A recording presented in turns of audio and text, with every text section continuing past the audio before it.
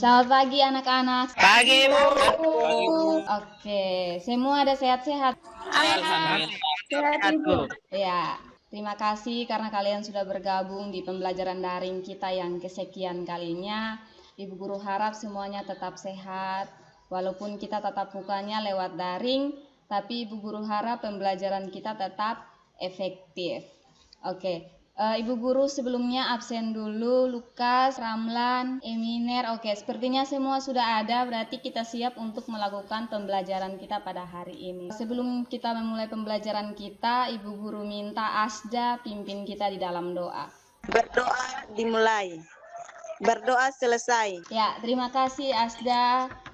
Sebelumnya Ibu guru akan sampaikan terkait dengan tujuan pembelajaran kita pada hari ini, terkait juga dengan topik pembelajaran kita. Hari ini kita akan belajar terkait dengan menyusun laporan keuangan perusahaan jasa dengan tujuan pembelajaran yang pertama, yaitu kalian akan membuat laporan laba rugi dan juga laporan arus kas. Terkait dengan penilaian, walaupun kita tatap mukanya secara daring, Ibu guru tetap melakukan penilaian, yaitu yang kedua pengetahuan dan yang ketiga keterampilan. Berbicara tentang laporan keuangan, semua usaha itu harus wajib membuat yang namanya laporan keuangan. Kenapa kita membuat laporan keuangan? Kita membuat laporan keuangan sehingga kita bisa tahu sejauh mana perkembangan usaha atau perkembangan keuangan kita di dalam berwirausaha.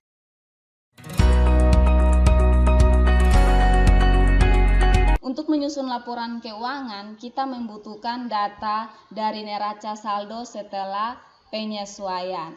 Untuk rekening pendapatan jasa sampai dengan beban bunga, nanti kalian catatnya di dalam laporan laba rugi. Yang kedua, untuk rekening modal dan juga prive, ditambah dengan hasil akhir dari laporan laba rugi, nanti kalian catatnya di dalam laporan perubahan ekuitas. Kemudian yang ketiga, nanti kalian catatnya di dalam laporan posisi keuangan. Oke, nah untuk menyusun laporan arus kas dia berbeda. Dia tidak diambil dari neraca saldo setelah penyesuaian, tetapi ada data sumber, yaitu dari buku besar akun kas. Data yang kedua itu kita menggunakan data transaksi. Kalau seandainya di buku besar akun kas itu masih ada data yang belum jelas. Di sini Ibu Guru ada tampilkan, ini adalah buku besar akun kas. Kalian menganalisis dari antara transaksi tanggal 1 sampai dengan transaksi tanggal 23, kira-kira mana yang masuk di laporan arus kas operasional, arus kas investasi, dan juga arus kas pendanaan. Tanggal 1. Ibu, kalau tanggal 1 tuh udah masuk di dalam laporan pendanaan, Ibu. Yang berikut tanggal 3. Siapa yang bisa? Saya, Ibu. Ya, silakan. Penerimaan kredit dimasuk dalam pendanaan. Berikut tanggal 5. Siapa yang bisa? Saya, Ibu. Ya, silakan. Tanggal 5 membeli perlengkapan. Itu masuk ke dalam operasional, Ibu. Iya. Tanggal 7 masuknya di mana nih? Aktivitas mana?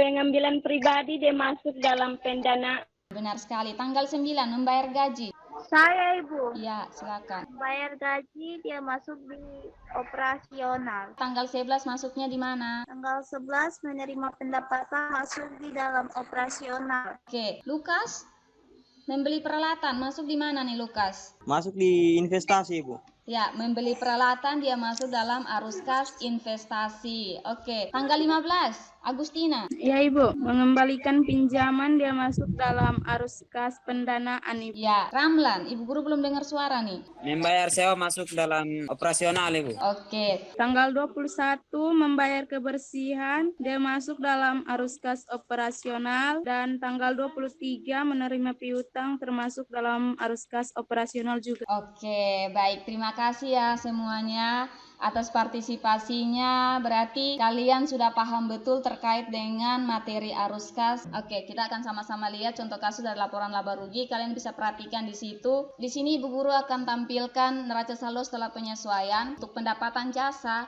Kalian bisa lihat di situ, kalian tinggal ambil dari kolom pendapatan jasa bagian kredit. Yang kedua untuk beban. Kenapa laba bersih? Karena kalian bisa lihat di sini pendapatan lebih besar daripada jumlah beban. Kita akan sama-sama melihat terkait dengan laporan perubahan modal. Kalian bisa perhatikan Ibu Guru akan tampilkan lagi neraca saldo setelah penyesuaian. Modal 1 Agustus itu diambil dari modal AD Irma. Kemudian prive. Prive itu kalian ambil di neraca saldo setelah penyesuaian. Sehingga modal 31 Agustus 2015 kalian bisa lihat situ nilainya adalah 2.174.000 di format neraca. Nah, di sini kalian bisa perhatikan di sini ada contoh neraca. Oke, kalian ambil jumlah-jumlah uangnya dari mana? Masih sama, yaitu kalian nanti ambilnya dari neraca saldo setelah penyesuaian, mulai dari kas sampai dengan hutang bunga. Kita lanjut untuk laporan arus kas yang masuk di aktivitas operasi tadi dari hasil analisis, sehingga total arus kas dari aktivitas operasi nilainya adalah 2.100.000. Oke, siapa yang bisa kasih tahu ke kita semua kenapa di sini ada tanda minus nih? Kalau minus berarti dia mengurangi aset tuh. Ya, benar sekali. Oke. Ya, untuk menentukan apakah pekerjaan arus kas kalian sudah benar atau masih salah, kalian tinggal bandingkan saja hasil akhir dari laporan arus kas. Harus sama dengan hasil akhir di buku kas. Ada yang mau bertanya terkait dengan materi tadi?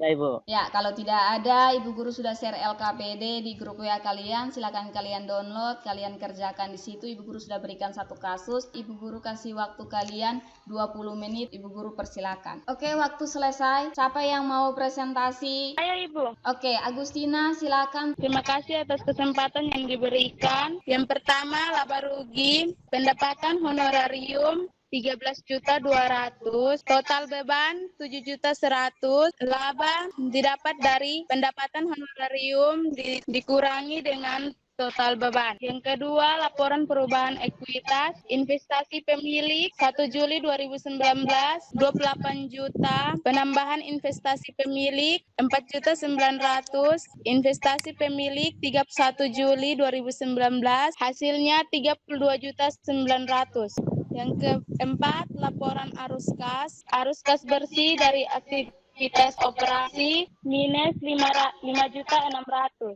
Arus kas dari aktivitas investasi yaitu pembelian peralatan kantor minus 8 juta. Arus kas bersih dari aktivitas pendanaan 26.800.000. 13.200.000 diambil dari kenaikan bersih kas. Sekian, terima kasih. Oke, terima kasih Agustina. Bagaimana yang lain? Ada tanggapan? Ibu Guru persilakan. Ibu, saya mau bicara terkait laporan neraca. Jadi, untuk jumlah investasi itu diambil dari hasil akhir di laporan perubahan ekuitas. Apakah saya bisa menambahkan dividen di laporan neraca sebagai pengurang investasi? Ya, pertanyaannya bagus sekali. Agustina, bisa menjawab pertanyaan dari Faradila atau teman-teman yang lain bisa menjawab? Saya, Ibu. Ya, Luka, silakan. Kalau seandainya dividen kita tambahkan di laporan neraca, nanti terjadi pendobelan karena di laporan perubahan ekuitas kita sudah menghitung investasi akhir. Jadi menurut saya tidak perlu menambahkan dividen lagi di neraca. Terima kasih. Terima kasih Lukas. Jadi Faradila, kita bisa saja menambah prive di laporan neraca, tapi nanti terkesan terjadi pendobelan di situ. Karena apa? Karena kita sudah menghitung modal akhir di laporan perubahan modal. Bisa paham ya Faradila? Iya, Ibu.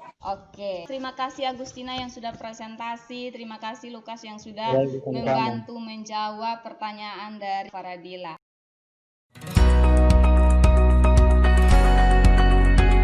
Jadi terkait dengan LKPD yang sudah kalian kerjakan, nanti kalian kumpulkan di WhatsApp atau di email Ibu ya anak-anak. Kemudian kalian akan mengisi Google Form terkait dengan evaluasi kita hari ini. Ya, Ibu Guru minta satu orang untuk memberikan kesimpulan. Saya Ibu. Ya, silakan. Kesimpulan pembelajaran kita pada hari ini, yaitu menurut saya laporan keuangan sangat penting. Untuk itu, setiap usaha diharuskan untuk membuat laporan keuangan agar si pemilik usaha bisa tahu perkembangan keuangan usaha, apakah mengalami laba atau rugi. Terima kasih. Ya, terima kasih Asda. Guru harap kalian tetap sehat, ingat selalu cuci tangan. Oke, kita akan akhiri pertemuan kita pada hari ini. Bu Guru, kita satu orang untuk pimpin doa. Berdoa mulai, berdoa selesai. Oke, selamat siang. Sampai jumpa di minggu depan. Iya. Siang, Ibu.